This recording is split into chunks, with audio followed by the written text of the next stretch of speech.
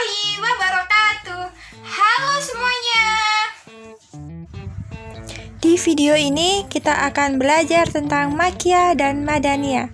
Sebelumnya, perkenalkan nama saya Putri Kusbandriyah. Nah, di sini kita akan mendalami tentang apa itu Makkiyah dan Madaniyah. Yang pertama kita bahas adalah pengertiannya.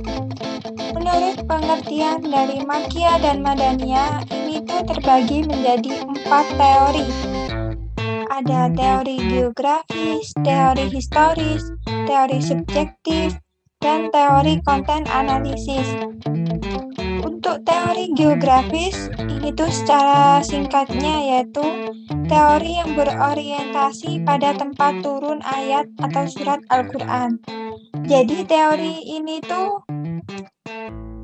menurut dasarnya itu sesuai dengan tempat turunnya ayat. Misalnya, yang surat yang termasuk Makkiyah adalah ayat yang turun di Mekah atau di sekitarnya. Baik waktu turunnya itu sebelum Nabi hijrah maupun sesudahnya. Jadi ayatnya itu ya turun di Mekah. Nah, itu namanya Makkiyah kalau menurut teori geografis ini.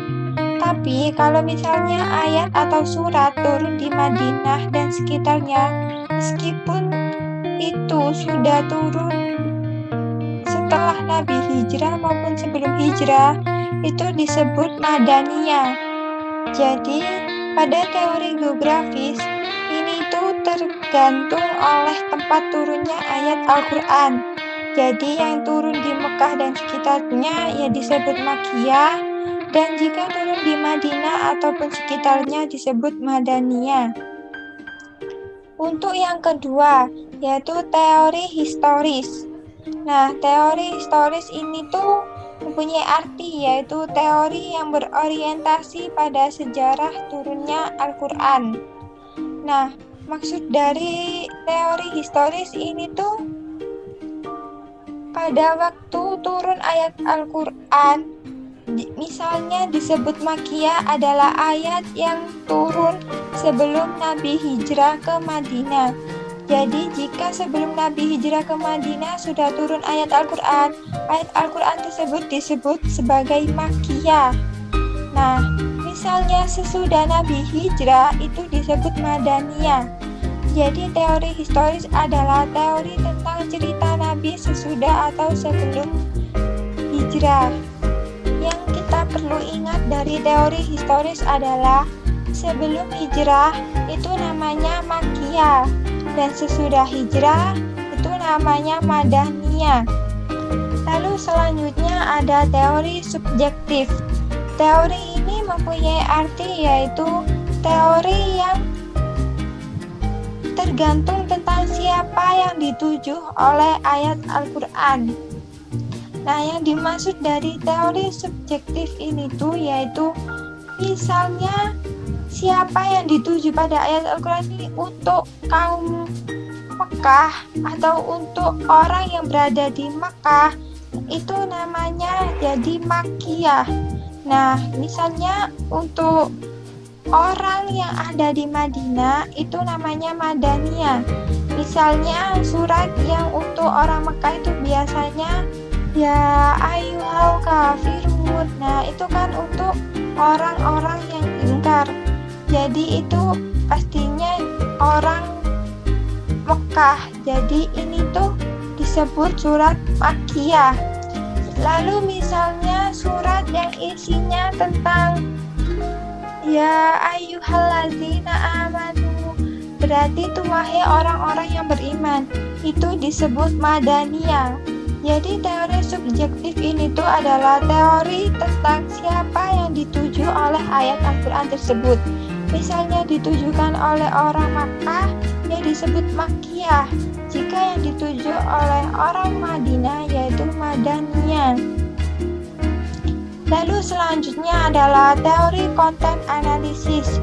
Jadi teori ini tuh tergantung oleh isi dalam ayat Al-Quran.